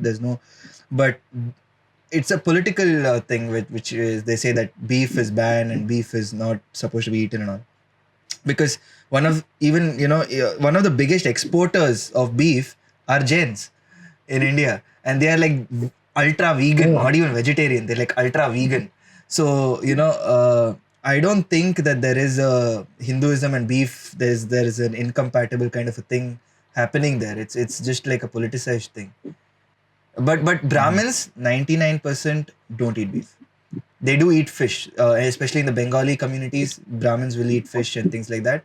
But in South, especially Karnataka and some places, it's like pure veg. They won't even touch like underground roots and stuff. It's very different. There's no. That's what. There is no such thing as one Hindu thing. There's no such thing as Hinduism. It's really an umbrella term. Everybody follows a different kind of Hinduism. Okay. Yeah. I want to circle back to a question that Chris asked. Chris asked the Sagar, like, why Hindu, why this and that. I want to pose the same question to Chris.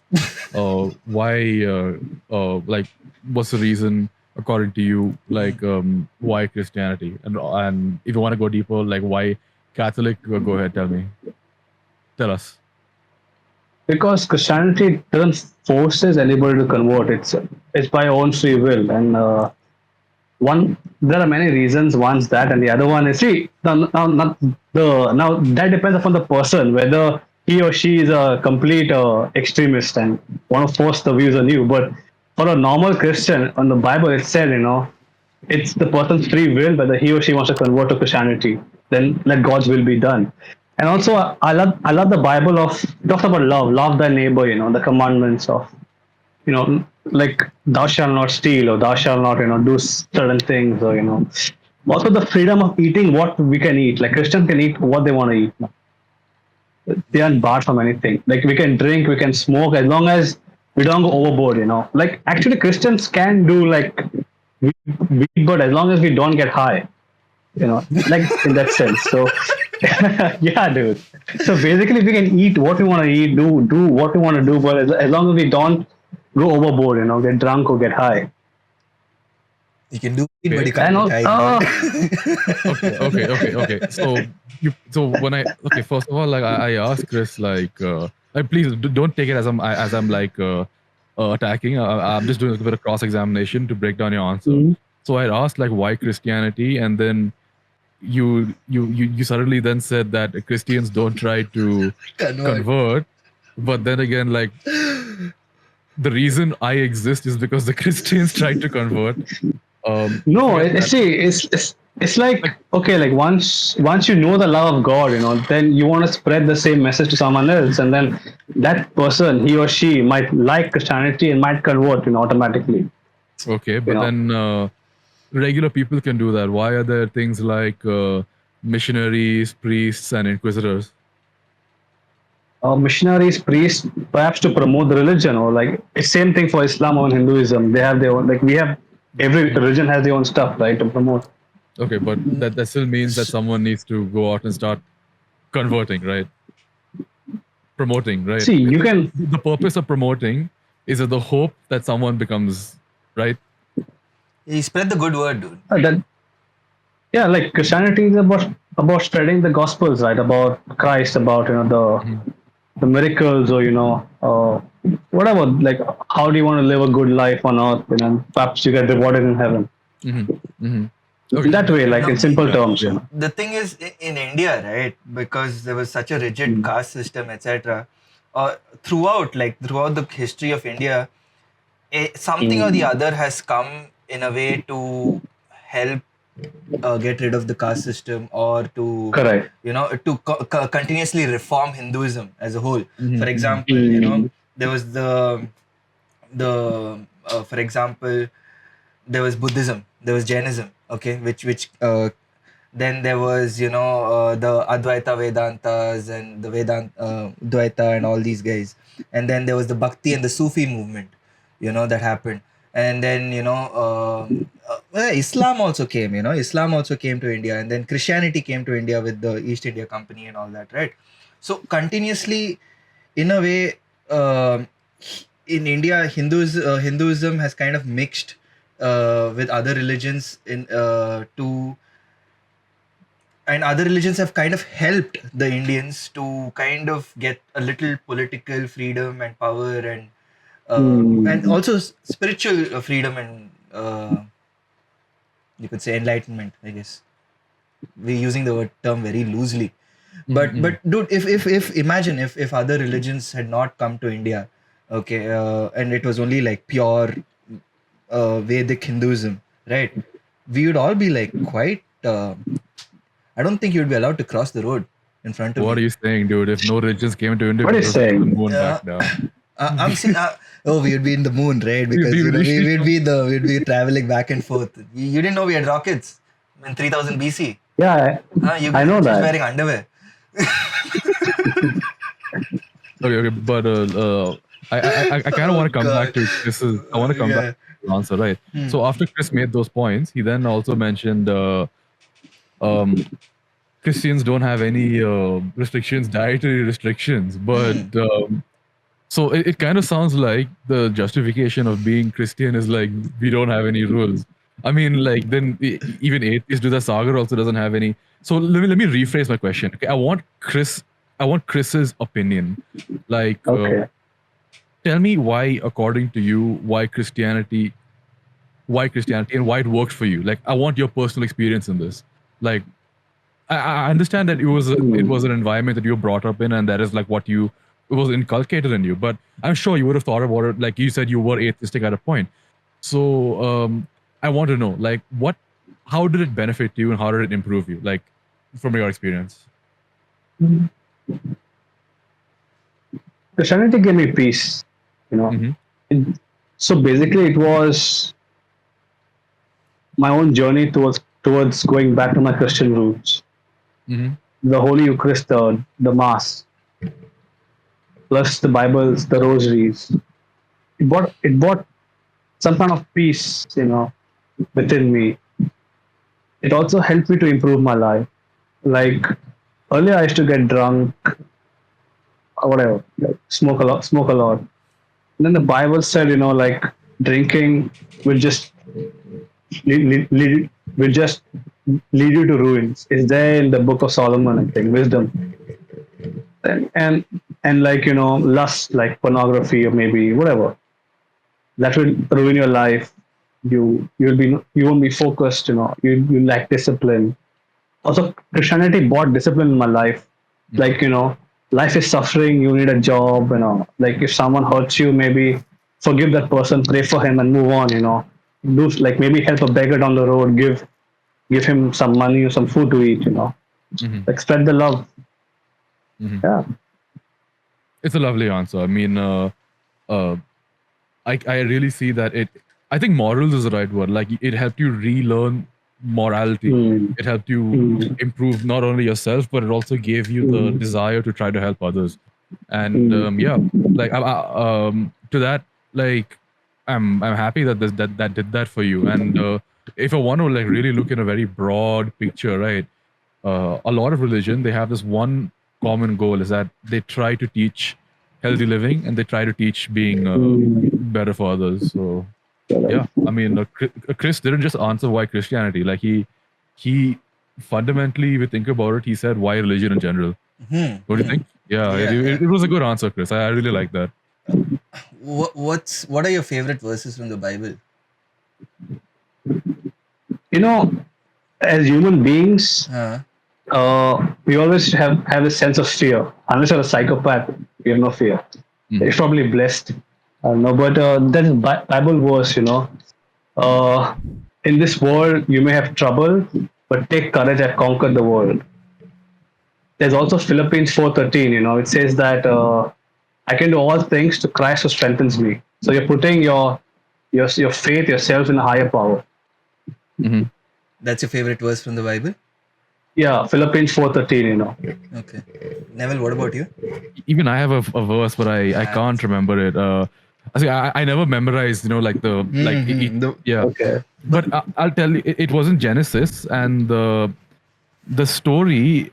Okay, it takes place, I think, before the flood, before Noah. Okay, but what the verse says is pretty much that it's a blank statement inherently saying that like man is evil. But my interpretation of it is negativity exists in everyone. But that made me understand that although negativity exists in everyone, there is beauty in everyone as well. So it helped me understand the duality of man that way, human nature. Like if I find it, I'm sure Sagar can put it on screen. But yeah, that is my favorite verse. It's in Genesis, is it? Somewhere in Genesis. I mean, I got the Bible. At some point, I'll go through it and I'll find it again. But that one really resonated with me. I really like this one, which, you know, I'm not finding it right now, is that the kingdom of God is within man, you know, and I really like that. Okay. And I don't know. It just really, I don't know. It's nice. And there are many actually, you know, for example, in Goa, when we were going for the relics of Saint Francis, there were these quotes of different saints on the path. You know, they constructed the entire place to protect us from the sun, etc. There were the tents that they put up, and on the way, okay, at every pillar they had attached a photograph or a painting of the saint and one of their quotes. Each quote, dude, I took 2.5 hours to actually just like go that half kilometer stretch Okay, because I was stopping at every pillar, reading the quote, and I was like, I'm getting high. Okay, I need to stop for a few seconds because each quote was so powerful. Each quote, it was, and the thing is, it's written in English, right? And it's written in this kind of archaic English, which really hits different. The modern English doesn't. I don't know. Modern English never really hit, but archaic English always hits different, dude. It hits hard, and yeah, that's it gets you high. At least it gets me high. So it's quite good. Some of the Bible verses are really powerful, especially the one that in Pulp Fiction, the what's his name? Samuel L. Jackson. Yeah, that verse is also. That's not a real verse. That's not a real verse, I think. Really? I'm not sure, but it's a paraphrase if I remember correctly. Oh. Yeah. Sounded definitely out of the Bible with the shepherd and stuff like that. Yeah, Right? it sounds Brother, crazy, shepherd, and all that. It sounds crazy, but from what I remember, I think it was a paraphrase. But we'll put it on screen after the research. Yeah. I want to start winding up slightly. Definitely. I thought I'll do a few things for the wind up. So, Chris, I really hope that it didn't feel as though like I was attacking your belief or like questioning your belief with all the questions I had. But I wanted to turn the table a bit. Like, do you have any questions you want to ask me, or do you see any flaws in my logic you want to bring up? Because I'm completely open to answering or listening to what you have to say. So Neville, I don't see any flaws in your logic. Like, I respect your atheist, I respect every religion out there, whether you're Islam or a Hindu or Jain,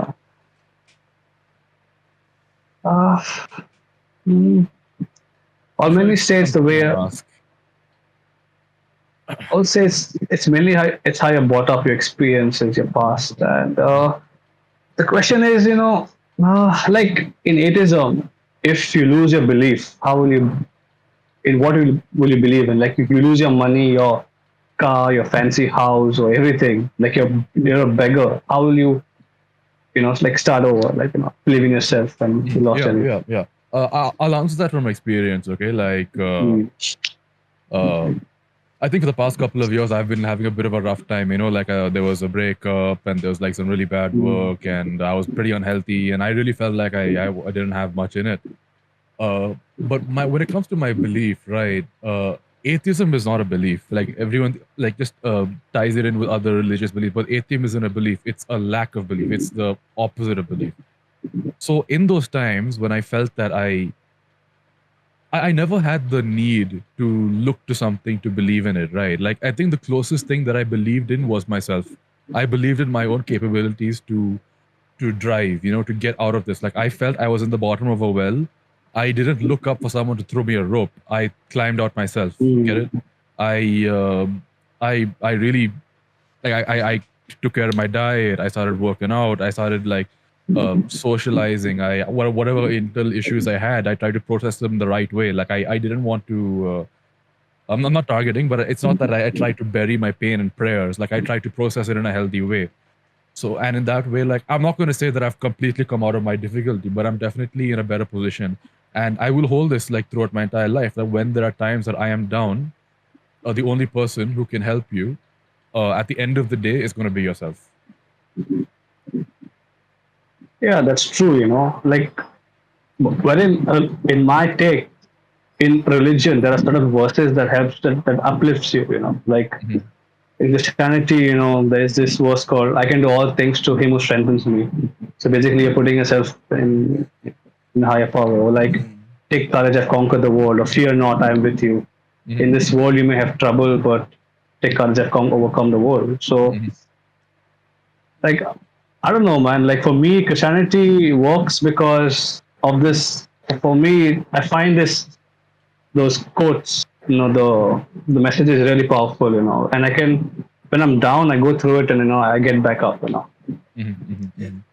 So by you helping yourself, there's this quote that God helps those who help themselves, right? So yeah, in a way. Yeah. So like I bought this book. I don't know if you can read it, the Bhagavad Gita. So I don't know. Hold on. Wait, hold on. Wait, hold it up. Hold the book up. Hold it up. Sagar for thumbnail, right? I am a hippie, so I'll just. Hey, can you keep the book? I couldn't. It is not fully seen. Yeah. Yeah. Can you raise it up, Chris? Your face is not seen. Okay. Yeah. Okay, got it. Yeah. This is great for thumbnail, dude. Seriously. Yeah. Very Yeah. nice, very nice. It's very wholesome, actually. I Yeah. think the thing is we need to have more conversations like this. The fact that the three of us have completely different belief systems, okay, and come from extremely different backgrounds. The fact that we all got together and heard each other out, okay, I think this kind of an atmosphere is exactly what the world needs right now, you know. Mhm. And one of the main proponents of, you know, theological discussions is Christianity, at least, you know, at least as far as I've seen, that, you know, it's a Christian, whenever I've spoken to a Christian about theological stuff, it's never been very violent or charged or very impolite, you know. I've spoken to people from other faiths as well, or maybe I spoke to the wrong people from each faith.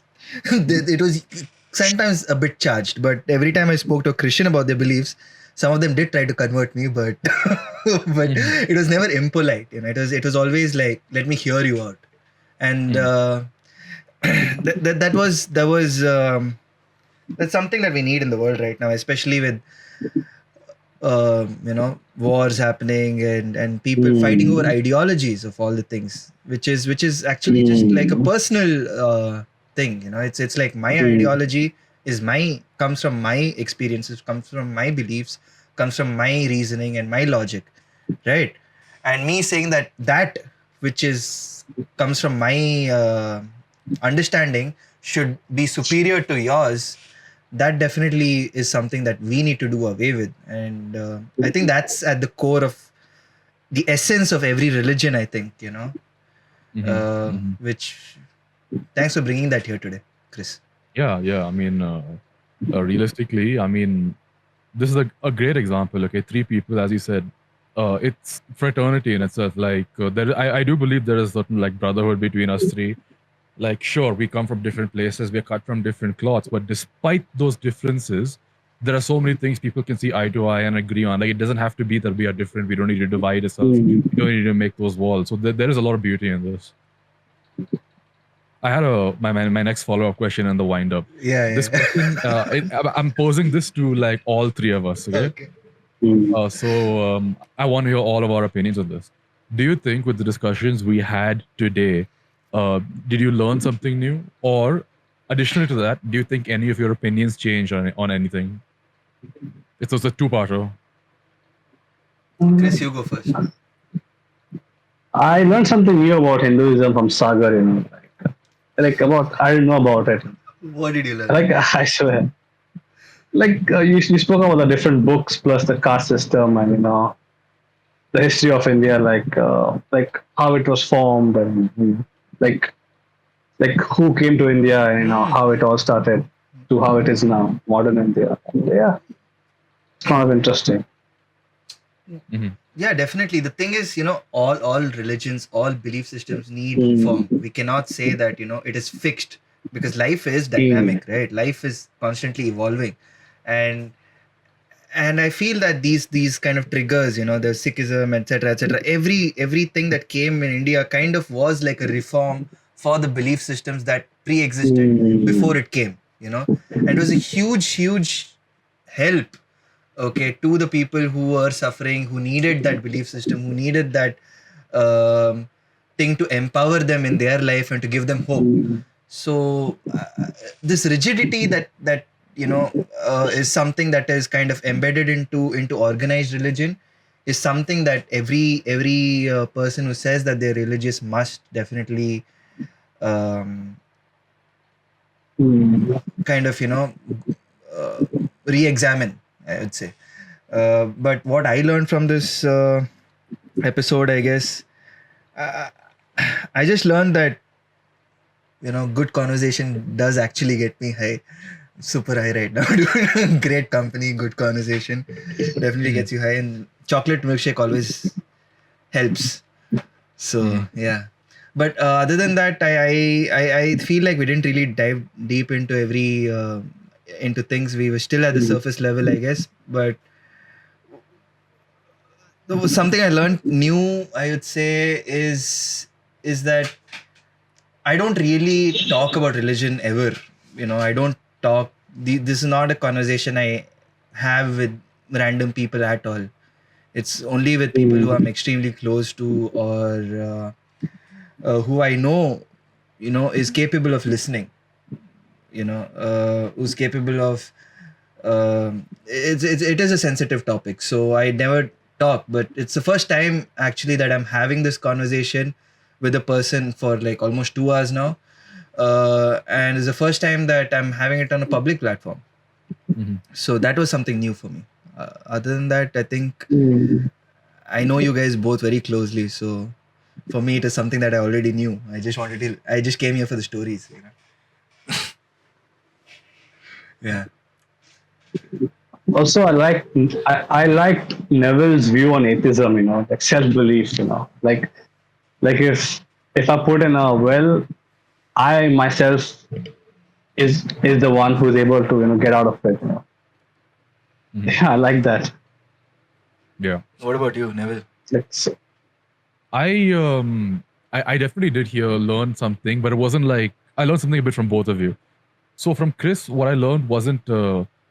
I won't say I learned this about Christianity in itself, because in my experience, no two Christians are the same. But hearing your take on it was interesting. You are a lot more. I'll use the word tolerant, because I've come across some really, really, really nasty folks who use Christianity for their agenda. But hearing your take on it was very refreshing. I enjoyed hearing, like the way you explain things. I like the way that you've interpreted it. Like your whatever your denomination is. I don't know. Like I know it's just you're Catholic, but whatever your community's understanding of things, I like it. I appreciate the way that your interpretations are. And as for Sagar, like this thing about You're beef, definitely going to heaven, Chris.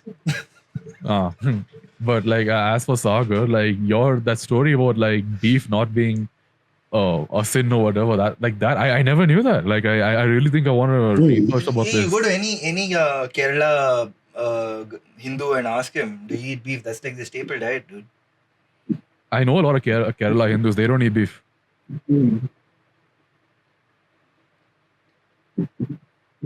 I don't know, dude. I met a lot of Kerala Hindus who eat beef, and they're like, "Yeah, my mom eats beef, my dad eats beef." So they don't eat beef during. They don't eat beef at some times during like festivals. Like for example, Onam. Okay, is it's one of the biggest festivals in Kerala, right? And that they have this very this assortment of like dishes on the banana leaf. All of them veg. That is the only day I think a Mallu will be like, I'll be pure veg, but I'll enjoy that meal. So I've never. So I think during festivals, etc. I don't know, but I have met a lot of Hindus who have had beef, dude. It's there's beef with beef, but there's also people who have beef. He love beef. Yeah, so yeah, that was what he learned. Yeah, I mean, dude, you and I talk so much. Right? I think that there's not much for us to learn from each other at this point. The more discussions we have. Okay. One question for Chris. In general, like to our viewers, do you have any advice, or do you have a message, or is there something you want to convey, like anything like that you want to tell the viewers? A message to the world. Yeah. A message to the world.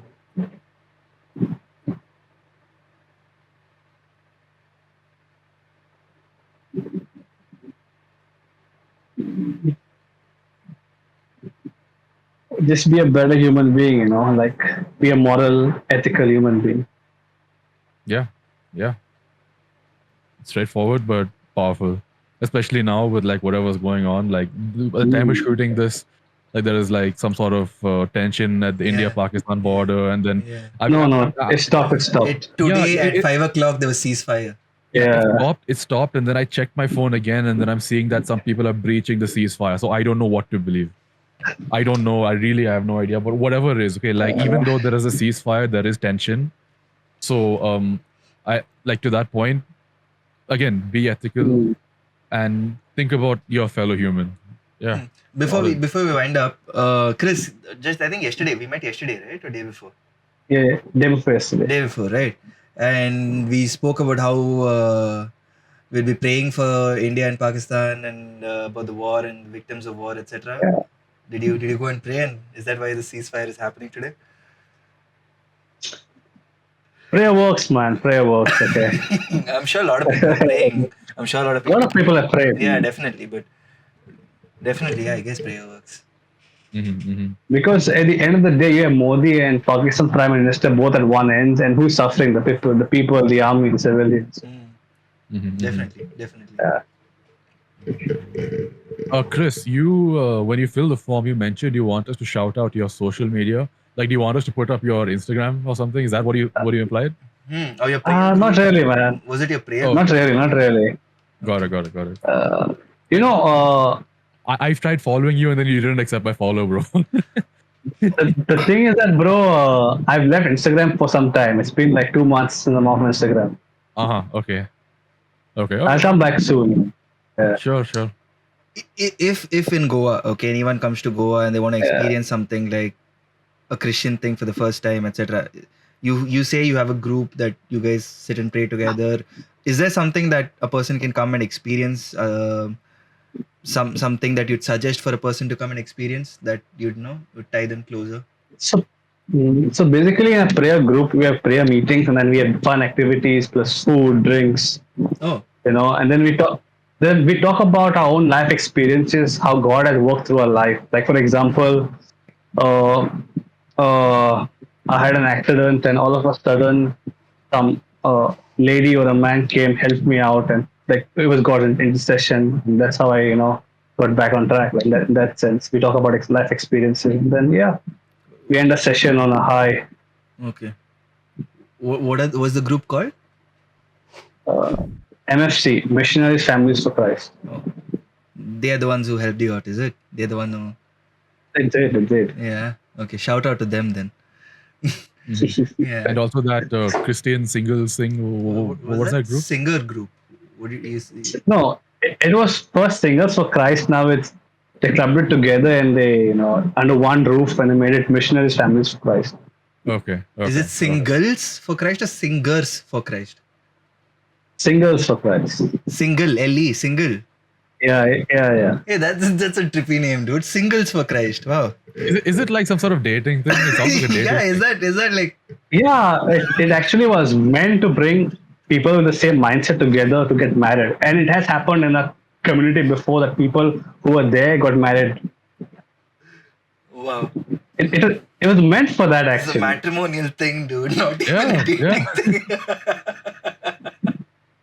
I don't know, man. Maybe I should try sneaking in there sometime. You definitely need it, dude. It could, man. You were telling about how if a Catholic girl meets him and converts him, etc. That every time this guy talks, he's like, find me a nice Catholic girl, dude. Okay, he needs one badly right now. He needs a girlfriend badly. So Chris, you're in Bangalore, right? Both of you both are single AF. Single AF, bro. But I can live with it. Chris wants to get married and all, no. Right. So basically, the group is also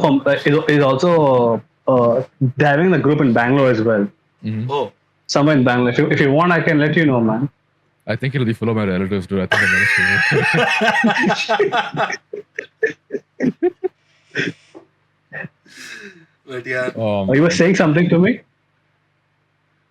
Who, me? Him? Oh, Neville. What I said was Sagar was saying that you and I are both single AF.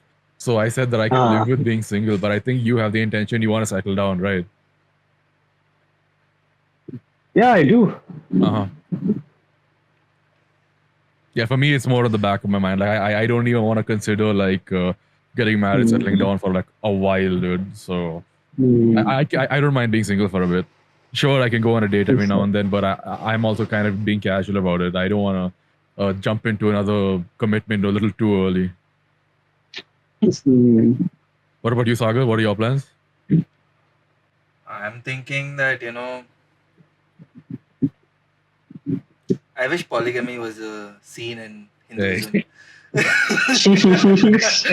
wish polygamy was Dude, allowed in Hinduism. how will you manage? How will you manage 4 wives, man? Come on, how will you manage 4 wives? One for every day of the week, and then 3 days holiday with my boys. With my boys, I'll be for 3 days, and 4 days I'll be with the wives.